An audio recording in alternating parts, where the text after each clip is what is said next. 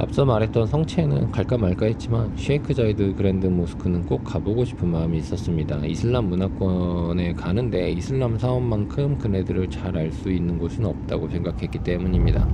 다만 모스크가 복장 규정이 있어서 좀 귀찮게 여겨지긴 했습니다. 남자에게는 관대했지만 여자는 손목과 발목 그리고 머리카락을 가려야 했습니다. 아내가 불편해하는 기색도 있어서 여정에 포함시키지는 않았어요.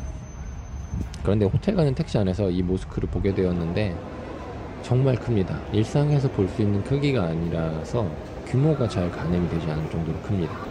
그래서 가볼 만하겠다라는 생각이 들었는데 일정이 이래저래 마음이 되지 않아서 비는 시간에 방문하게 되었습니다. 이 모스크는 정문으로 진입할 수 없고요. 지하에 있는 쇼핑몰을 거쳐 진입할 수 있습니다. 성전 앞에 상업시설이 즐비하니 좀 이상하게 여겨졌어요.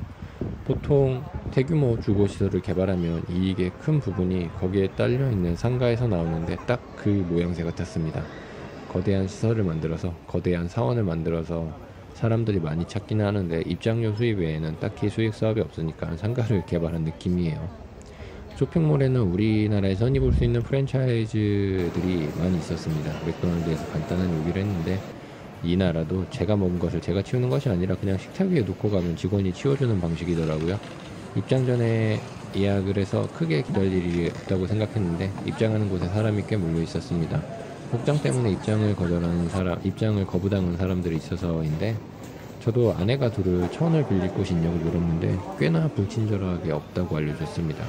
안내 데스크에 다시 물어보니 유쾌한 할아버지 직원이 아내에게 한 발짝 뒤로 가보라고 한 다음에요. 옷을 쓱 보더니 머리를 가리는 천만 있으면 된다고 하면서 무모소가 싸니 그곳에 가서 사라고 추천했습니다. 이 도시에 있는 것들이 그러하듯 모스크 내부는 정말 큽니다. 그냥 규모에서 오는 숭고함이 있어요. 구석구석 세부사항도 모자라지 않습니다. 멍청하게 크기만 한 건물은 아니지만 크기에 비해서 안을 둘러보는 시간이 많이 필요하진 않습니다. 중간중간 설명이 있었지만 대부분 세계에서 가장 큰 무엇무엇이라는 설명이 전부입니다.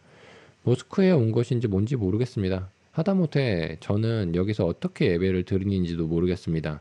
중간에 여러 시간이 적힌 시계가 있어서 뭔지 궁금했는데 전혀 알 길이 없었어요. 인천으로 돌아오는 길에 에티하드 한국 좌석에 달린 모니터를 보면서 이것저것 누르다가 이슬람 기도 시간이 여러 개 나와 있는 화면을 보았고 이때가 돼서야 그 시계가 기도 시간을 알려주는 것임을 알았습니다. 이슬람 교리나 그네들의 신앙에 따른 제약이 있을지도 모르겠습니다. 아무도 지키지 않았지만 사진을 지정된 장소에서 찍으라는 설명을 보면 뭔가 자신들의 규칙이 있겠죠. 그 사원 안에서. 그래서 그런 설명들이 부실한 걸 수도 있고요. 그러다가도 모스크 앞에 대규모 상업시설을 만들어 놓은 걸 보면 또 뭐 크게 따질 게 있나 싶기도 합니다. 적어도 모스크에 왔으면 모스크가 어떻게 쓰이는지 정도는 알게 되었으면 좋겠어요. 성당에 가면 적어도 신도석에 앉아서 내부를 응시할 수 있고 절에 가면 목탁 소리라도 들을 수 있지 않습니까? 이 모스크는 90년대에 지어지기 시작했기에 오래된 성당이나 절처럼 역사를 가지고 있지는 않습니다.